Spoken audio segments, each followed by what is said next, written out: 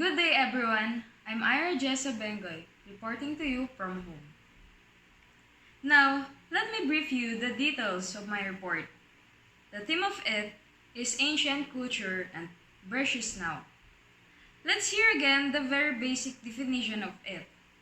Culture represents a group of people or a society combining their knowledge, beliefs, morals, and laws. For the most part, culture looks at the big picture. It's a general term that represents the whole. It includes everything from the food you eat to the TV shows you watch, as well as art, language, fashion, dance, and more.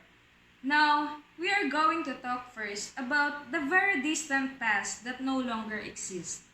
A fragment of history, the foundation of civilizations, the civilizations that lasted for thousands of years.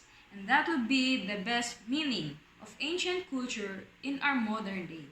But then again, culture can also fade like an extinct living things and lost promises. A research paper published in March 2018, Herald, world's renowned magazine of tourism, concludes that international tourism is facing downfall since 2016 because ancestors' culture, traditions, and customs are fading by the time.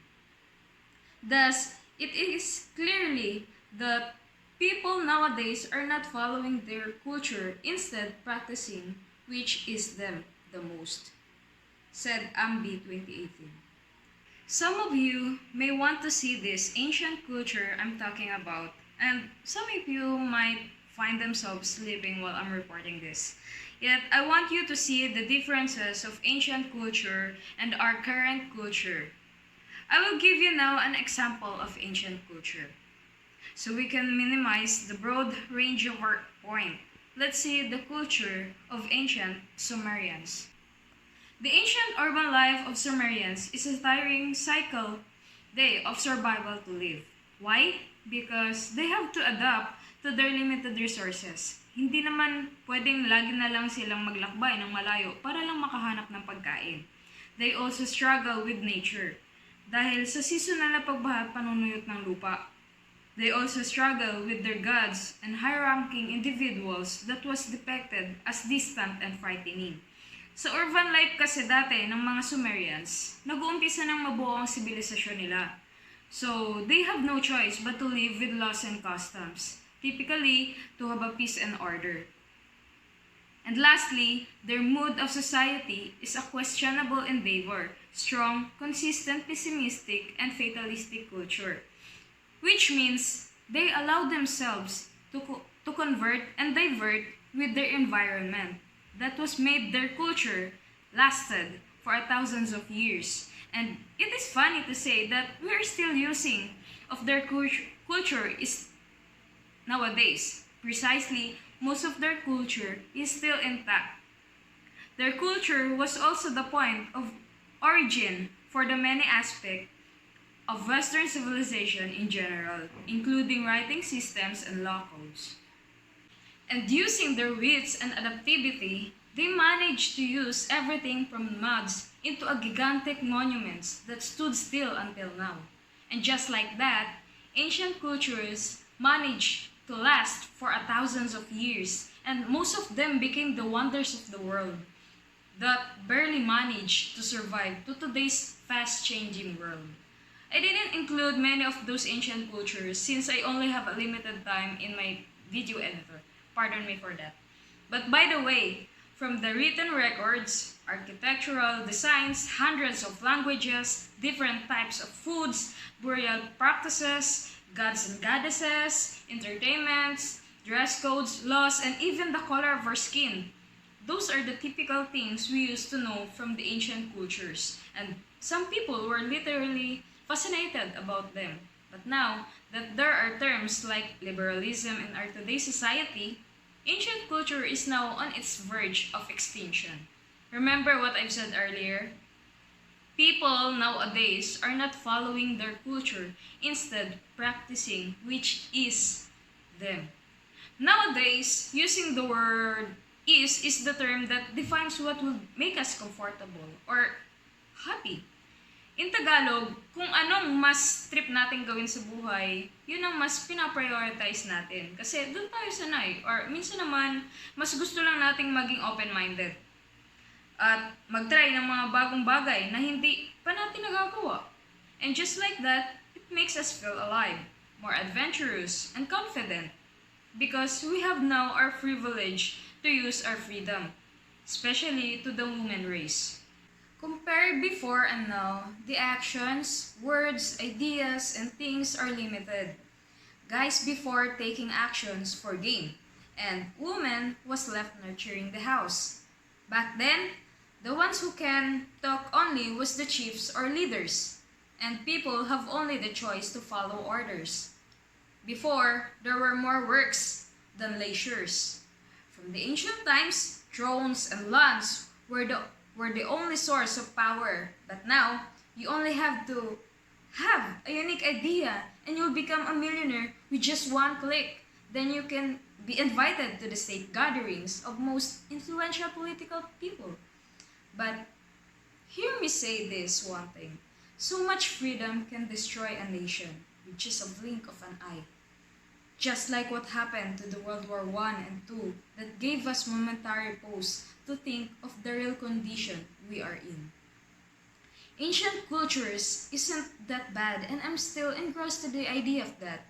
You should really watch your back for where you are is going is what may become of you as a person.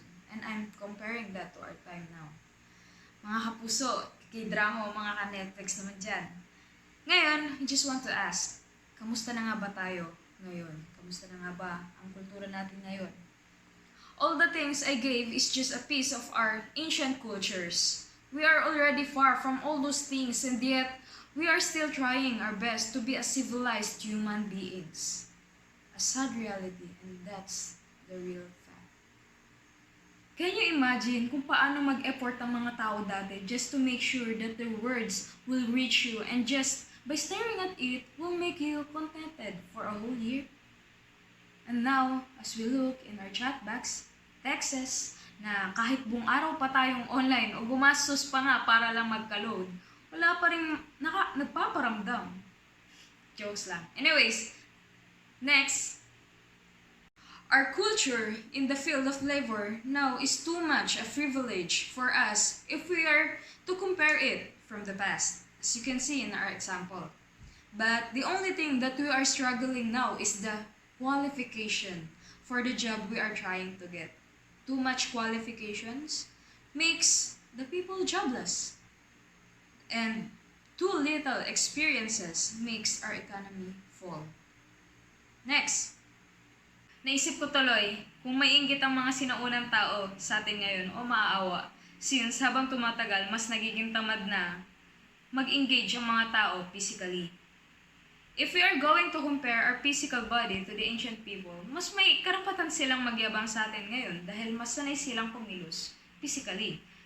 And they are also fit mentally and emotionally since they are more engaged into something that they can turn as a habit.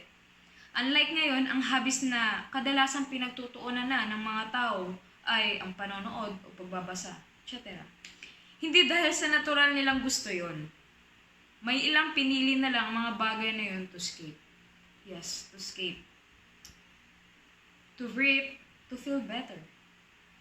Dahil sa kultura natin ngayon, it's as if everything that revolves around ay kailangan mo ding makisabay. Kailangan mo na laging makiuso. Kailangan parang dapat lagi kang updated. Sa trending. Which kind of became a toxic phenomenon for those people who are already struggling to live. Sa totoo lang, may ilan ako nabasa tungkol sa mga pag-aaral na yun. It was a scary thing to think if people started to lose control of their own being because of the fast-changing culture in today's society. Kung dati, iisa lang ang kulay at material na ginagamit ng mga sinaunang tao sa damit, ngayon kahit plastic, bakal, bote, tanso, pwede nang maging pangkapo. Amazing, right? Next. Another example of our culture now is the behavior, and attitudes.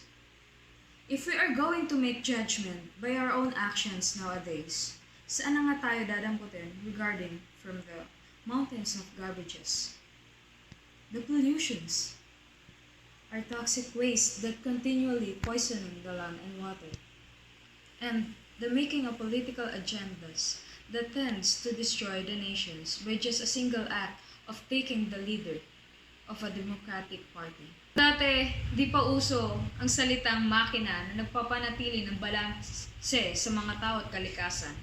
Kung dati ay di pa uso ang salitang demokrasya, kaya sunod-sunuran pa ang mga tao sa kinikilala nilang mga pinuno. At kung dati ay wala pa ang lahat ng meron tayo ngayon, pero natagalan nilang mabuhay sa tulong ng samot-saring herbal medicines. Bakit kaya parang mas naging mahirap sa atin ngayon ang kumilos? When all the resources we needed is almost in the tip of our fingers. Can you see? If we are to compare and contrast the ancient cultures to us now, we can easily say the differences and our advantages. Well, we could say some of those advantages are very helpful in a day-to-day basis, but some aren't as good to be called an advantage, since our planet is also slowly dying. Nang dahil lang din sa pag-eksperimento natin ng iba't ibang kultura, naging win-win situation sana kung pinahalaga natin ang sinaunang kultura at ngayon. But if we are started to neglect our roles of being humans, and neglect the environment we live in, things will get complicated, more complicated. And it will going to be our disadvantage in our modern days culture. Yes, masasabi nating nagagamit pa rin natin ang ilan sa mga paniniwala ng mga sinaunang tao tulad ng burial rites, religious beliefs, mga batas, the never-ending social structures, sports, farming, and so on. But if you take a look back on what I mentioned earlier about the ancient cultures didn't just lasted for centuries. They lasted for thousands of years. And we can't deny the fact that we needed to see how they do that. How they make it to last for 1,000 of years without our advantage nowadays. How they preserve the perseverance to be just a human being striving to survive, to live. And how they gave us the privilege to learn from them when in fact they don't have a fundamental knowledge to begin with.